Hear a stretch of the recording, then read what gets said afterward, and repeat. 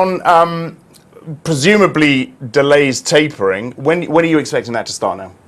Yes, I think the fact that we've had this delay in the data and next month's data is likely to be delayed as well. It's going to take a while before we get what the policymakers would probably consider to be a clean set of data. So that may not come through until December, January. So I think tapering is now delayed into next year. I think the market is going to start to focus very much on the January, maybe even increasingly the March meeting as well. So we're likely to see that push back quite a long way, and that's going to provide, I think, quite a positive environment for high beta currencies. So we're going to see, I think, over the coming weeks at least, quite a positive environment, more of a risk-on environment starting to develop. At the moment, it's probably can be seen more as a soft dollar environment, but I think that will slowly transition through into a more risk-positive environment. All right, well, I was going to ask, this risk-on environment and how you play it, how do you play the dollar and how do you play the dollar-yen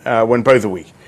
Yeah, that's right. This is going to be, I think, a very interesting currency to watch, a currency pair to watch, I think, and that's going to give us the clues with regards to the kind of environment we're in.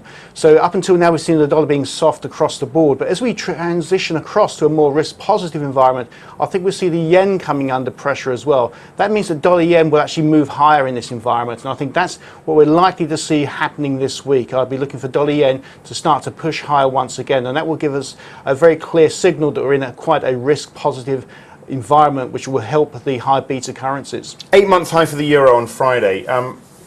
Is it getting a little too lofty, do you think?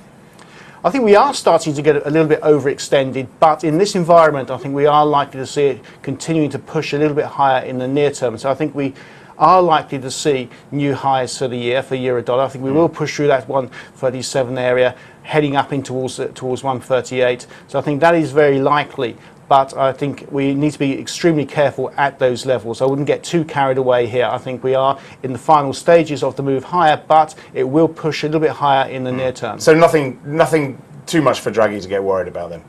I think we're getting to levels whereby policymakers in Europe will start to focus on the euro increasingly. I wouldn't be surprised if it does start to feature more in comments coming from policymakers. In fact, we have seen a few comments recently with the euro being listed as one of the risk factors for European policy. So I wouldn't be surprised if that momentum picks up as we see the euro moving to new highs for the year. And just to finish up with, how do you play sterling ahead of the GDP Friday?